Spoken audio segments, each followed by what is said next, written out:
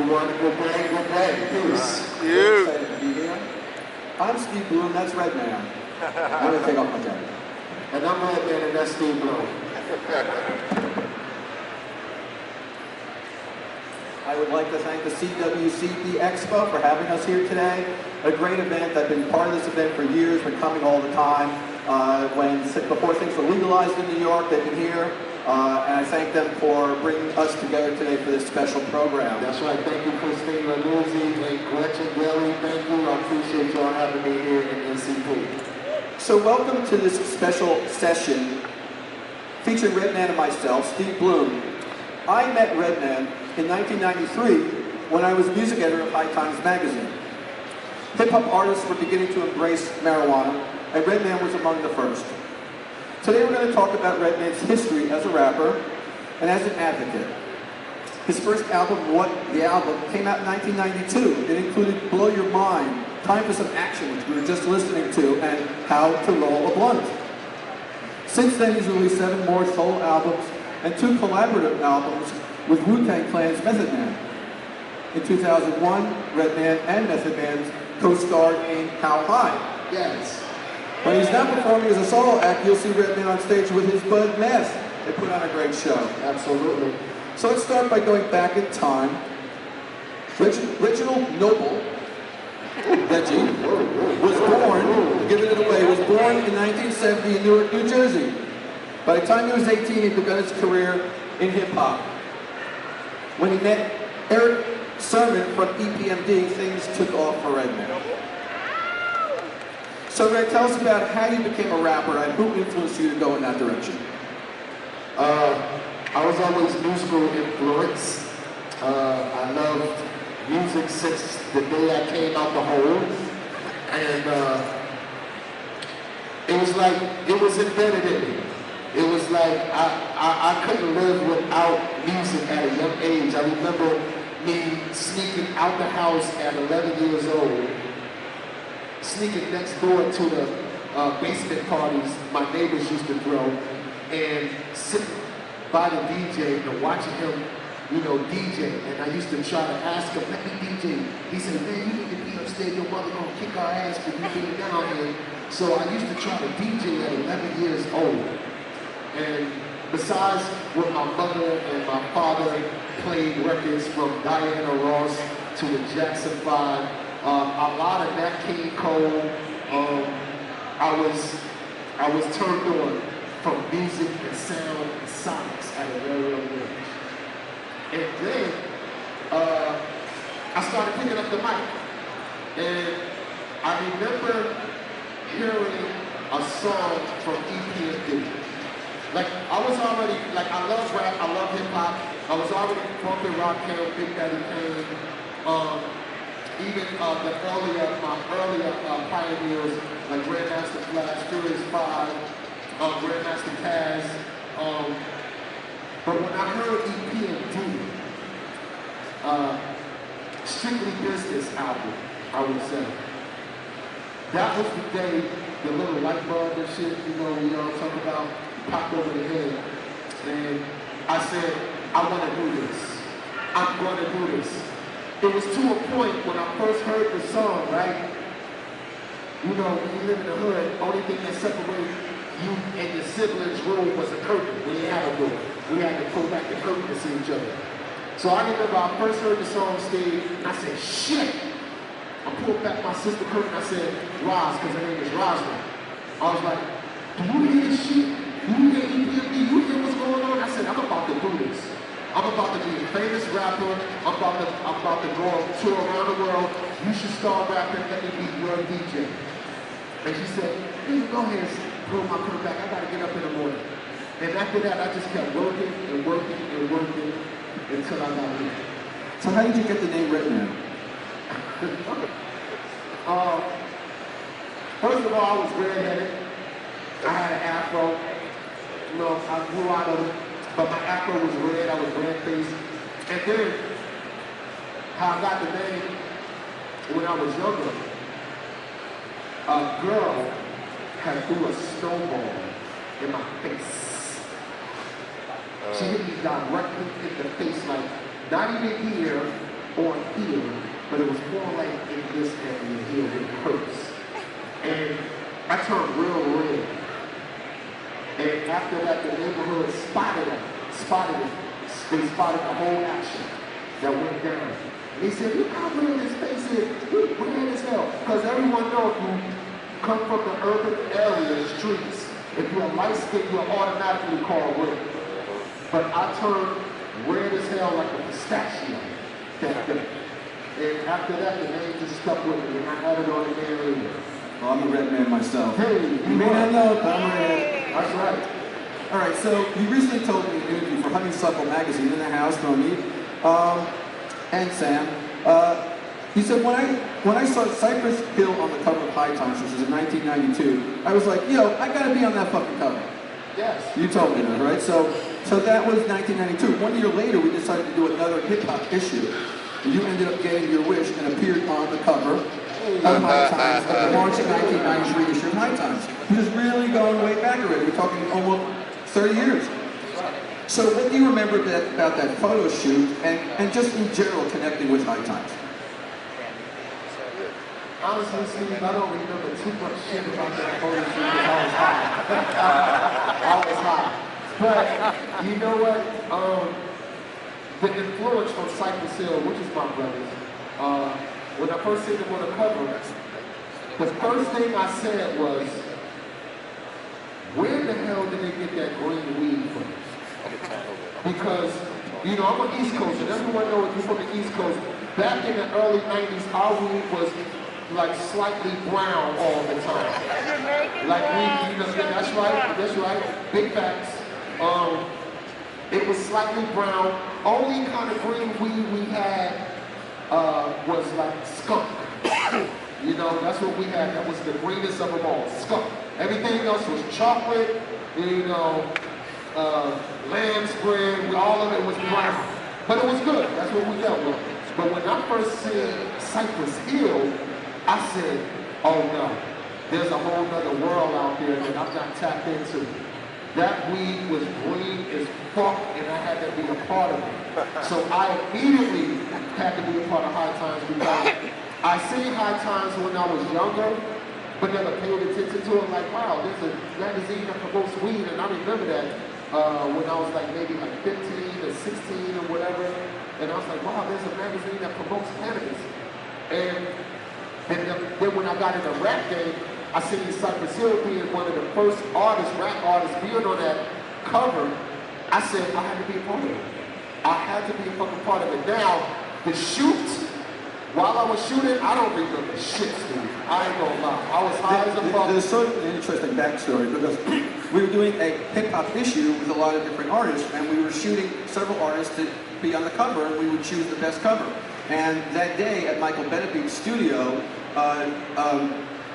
Brand Nubian came first. And they did the photo shoot, and they split, and then we waited for you. And I never remember, you come walking up the stairs, you're walking up the stairs to the studio, you had a boombox like this big, blasting. And that was your entrance. And you just like blew us away. And that photo, we had Brand Nubian photos, which were good, but that photo was better. And we ended up putting red on the cover. And I will tell you, the publicist for Brand Nubian wasn't happy. I got a little shit for that, but hey, Redman. So High Times had, to be honest, had very few black people on the cover back in those days, except for Bob Marley and other reggae stars, until the hip-hop revolution of the 90s. At the time, marijuana legalization movement was pretty white. Hip-hop changed all of that, creating a bridge for people of color to join in. How do you view hip-hop's role in the cannabis legalization movement? Well, here's the thing with me. As far as hip-hop around the world is a universal language for everyone to understand each other as a culture. Smoking cannabis is a universal language for everyone to understand each other around the world. You never hear too much violence when it comes to cannabis at all. You might find someone doing something crazy on cannabis because they're high or whatever, but back in those days, cannabis wasn't understood as it is today. Like I said yesterday, like when you mentioned cannabis back in the early 90s when we was promoting it, you might as well say crack, cocaine, big facts. And a lot of companies, a lot of the world didn't understand why we was indulging, why we was willing to put this plant on the front lines for the world. Now, how we connected was everyone around the world smokes. Everyone around the world indulges in the cannabis plant somehow.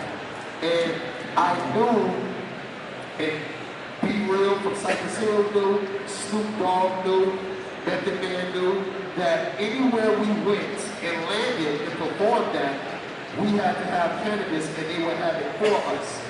So it was just more of connecting to our cannabis family and them letting us do what we like to do best, and that's perform and do hip hop. And like I said, it's just a language that everyone understands when it comes to cannabis and hip hop. And I think that's how everyone around the world understood us as a culture, what hip hop was about, through music and cannabis. You know, there was plenty other indulgers out there, you know, I don't need to mention, but for some reason cannabis had that fine line to tap into the souls and heart of people we was dealing with, if I must say. All right, so in the 90s and the 2000s, there were also great years for stoner movies. From Days That Confused to Harold and Kumar, a new generation returned on to Hollywood's odes to stoner language and life. And one of the best stoner movies of that era was How High? Yes. Check it out. Pick up the sound. Got weed? Man, that shit smell good as hell, dog. I'm Jamal. Big solid. So you trying to get something to bring the nerves down too, huh, bro? Yeah, if I study hard, take the test hard, get high scores. Right?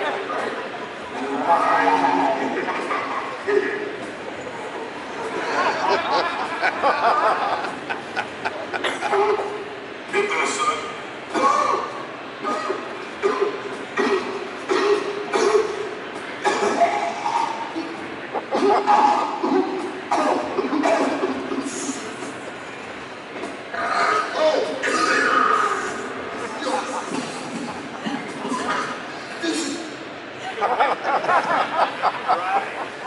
So said Harvey, your Jamal character, Meth Silas, matriculate with the help of a powerful strain of cannabis. How High was directed by Bob Dylan's son Jesse. How did the movie come about, and what was it like for you to act in a movie? Well, you know what?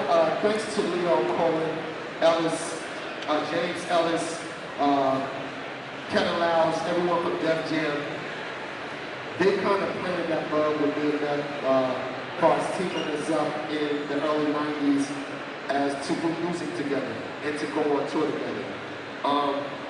We was the only ones at Def Jam, at the label, promoting cannabis, putting it on the front lines as we were. So as we grew, our talent grew, our recognition grew as well. And I guess it just got the eyes of Universal, which was, it was Jersey's, I forgot, don't quote me, but it's Danny DeVito company, actually. Danny DeVito was part of this. He looked at us like, yo, we have to get those guys. So Danny DeVito's company, Jersey Films, that's what it was, Jersey Films. And we actually met Short as Danny DeVito. He's fucking great, because I'm a fan of his, bro. But it came about from us putting this cannabis plant on the front line. We was out there advocating and being a soldier for it and not even knowing. We just like to do what we do, and we wasn't willing to compromise our beliefs in it for any amount of money or for any business. And I guess that got the ears and eyes of some higher power up in Hollywood, like, let's do a stoner movie. There hasn't been a stoner movie in a long time. And they sat down with us and said, throw us your ideas. I remember me saying, listen, I'm a fan of Animal House. Animal House is one of my favorite movies with John Belushi.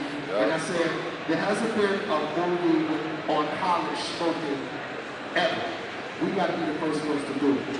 And it came about. We got our boy Dylan to write the script. He wrote in the parts about us smoking, our friend, and the friend coming back. So it all came together well. It came together at the right time too, because our careers was peaking at the time. And this movie just kind of just really set it off. I just got too many things here. I'm getting disorganized. So How High 2 came out. It was like an MTV project, and there's been always some talk about How High 3. Is that anything happening? How High 2, we wasn't a part of it. Of course, everyone knows that. It wasn't our fault. You know, with this industry, you have to be on your game. One thing that we took from this was when we grew up. See, I always wanted to be like Cheech and Chong, because I love Cheech and Chong. Those are my... Yeah, they made 5, 6 movies. Yeah, those are my big uncles right there. And I was a fan of their movies, but I was more a fan of how they did it independently. And they owned their movies. And that was the route that I wanted to go. But with How High, with the production, and where we were trying to go with it, we needed support of a bigger machine. So we didn't own the characters. We didn't own the story. We didn't own anything of the movie but what we got on in our clothes. So we wasn't able to dictate how High 2 should be, or the characters in it. So it was kind of a big move, you know, just being honest, like not only involving us, and we didn't want to be involved because we had no say-so on the story or the plot on it. So we just left it alone. Now, How High 3, I'm actually having a meeting on that next week. Yes. This time, you'll be professors of that stuff. Exactly. Here's the thing though, they want to come back to redman for the story. I got the plot of the story right here in my phone. I'm not playing. But they're coming back to us with How High 3, and we're going to do it right. Because my thing is, if it's not funny, we're not going to tamper with it. You know, we're not going to just shoot a movie just to say we're shooting a movie. I want it to be funny. I want it to actually take place where we left off in How High 1, not How High 2. For example, you know what's brilliant? I'm a fan of Dumb and Dumber. Right? Anybody watch Dumb and Dumber? All right. They had, it's almost like the same kind of feel with How High. They did Dumber and Dumber, then they did a Dumber and Dumber 2, which involved other characters nobody would have seen. Then they came back with Dumber and Dumber Part 2, right? And that shit was funny as hell. And how they started it was brilliant. It was brilliant how they started it. Like Steve is, like, he's amazing. Like Jim Carrey is amazing. I know he had input on that story. Yeah, exactly. How they started Dumber and Dumber 2 was brilliant. So I'm looking for that kind of energy for How High 3. Like where we left off, but now we're grown now, and we're dealing with growing issues as far as this industry. Well, we got a scoop here, okay. So you and Ness have recorded 2 Blackout albums and often performed together at Weed Fests. How did that relationship come about? How did your relationship with Ness come about? I mean, you guys must have met each other somewhere along the way, but you could have picked a bunch of different guys in Wu-Tang to work with, but you picked Ness. Okay, you know what? It wasn't kind of we picked each other. Like I said a little bit earlier, I owe all that to Kevin Lyles, James Ellis, Leo Cohen, Tracy Waples, Shanita Floyd, all the team at Def Jam. I came out with an album in '92. Wu-Tang came out in '93, and Beth got signed to Def Jam in '93 as well. I was on my second album, Beth was on the first album. I remember they saying they wanted us to go on tour. And I was like, okay, you know, because I usually do my tour, don't let me skip it too fast. Now, a tour back in the 90s, a promotional tour consists of getting in a van, driving state to state, signing autographs, actually hands-on with the audience, sitting at a booth at a record store, signing autographs and promoting and shaking hands, touching, feeling, expression. Not like today when you're on the internet, you promote your shit, right? So we had a band, and They said, Ray, you going on the tour with Meth? I was like, yeah, okay, well, shit. And I remember the first day. He got his ass on the van, I got my stinking ass on the van. And we had our driver for the whole tour. It was like maybe like 4 weeks in a van. And we went from the East Coast all the way to the Bay, in the Bay. First day, Steve, he got his ass in there, I got my ass in there, we rolling up. And then it was to a point where we was trying to outroll each other. I was like, man, this boy smokes. I was like, he smokes. And he was looking at me like, this dude smokes. And one thing he always liked to do was write rhymes. I love to write rhymes as well. I always kept a beat tape from Eric Sermon. So while we started the tour the first week, I just popped in the tape. Because he always knew, I was like, I like to be, when I'm in the car, I like to control the music. Anybody like to control the music out there when you're in the car? No matter if you ride with someone that's driving, right? You like to be in control of the music. So that's me. I'm controlling the music. And I popped in the tape, and I was sitting in the front, he was sitting in the back of the van. And we got the driver smoke the fuck out, because he really didn't smoke, but we smoked it out the van completely. And I started writing. And I noticed when I started writing, every time I pop in to take the write, he would start writing. Like he had his Walkman, but he would take his Walkman off to start writing. And that's when the magic kind of happened, because we became friends on tour. We didn't expect it.